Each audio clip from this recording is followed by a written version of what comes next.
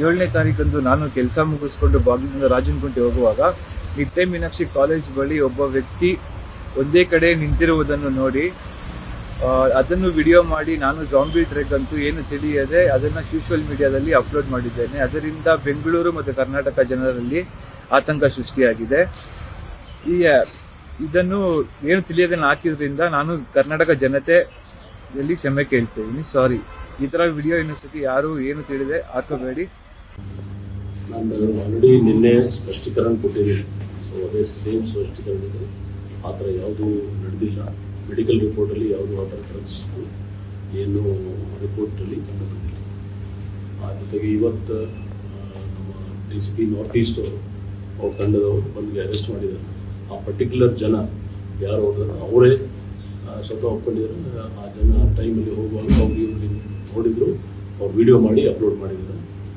Zombie ಅಂತ ಹೇಳಿ ಒಂದು ಅಪ್ಲೋಡ್ ಮಾಡಿದ್ದಾರೆ. ಅವ್ರು ಕ್ಷಮೆ ಕೇಳಿದ್ದಾರೆ.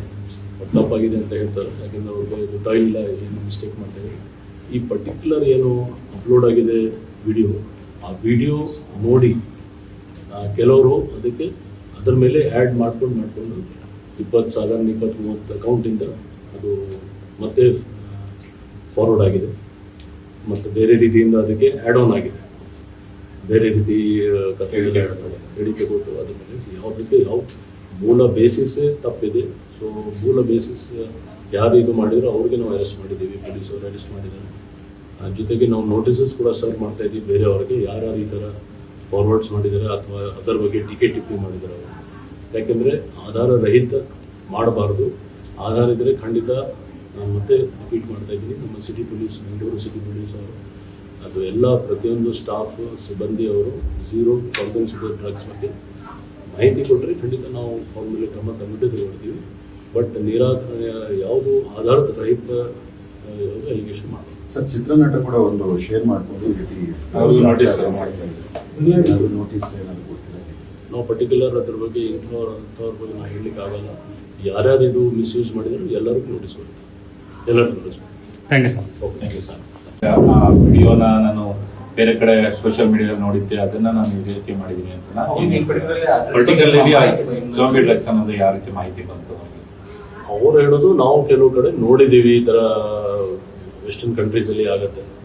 ಆದಾದ್ಮೇಲೆ ನಾವು ಕೂಡ ನಮಗೆ ಅಂದಾಜು ಅಂತದ್ದು. ಬಟ್ ಅವರು ಮತ್ತೆ ಹೇಳ್ತಾ ಇದ್ದೀನಿ, ಅದು ಮೆಡಿಕಲ್ ರಿಪೋರ್ಟ್ ಆದಾದ್ಮೇಲೆ ನಾವು ಯಾವುದ್ರ ಬಗ್ಗೆ ಕಾಮೆಂಟ್ ಮಾಡಬೇಕು. ಮತ್ತು ಪಬ್ಲಿಕ್ ಅವರು ಈ ಥರ ಕಾಮೆಂಟ್ ಮಾಡೋದು ಬೇರೆಯವ್ರ ಬಗ್ಗೆ ಅದು ತಪ್ಪು. ವಿದೌಟ್ ಪೊಲೀಸ್ ಅವರು ಅರೆಸ್ಟ್ ಮಾಡಲಿ, ಅವ್ರ ಬಗ್ಗೆ ಕ್ರಮ ತಗೊಳ್ಳಿ, ಅದು ಬೇರೆ ವಿಷಯ.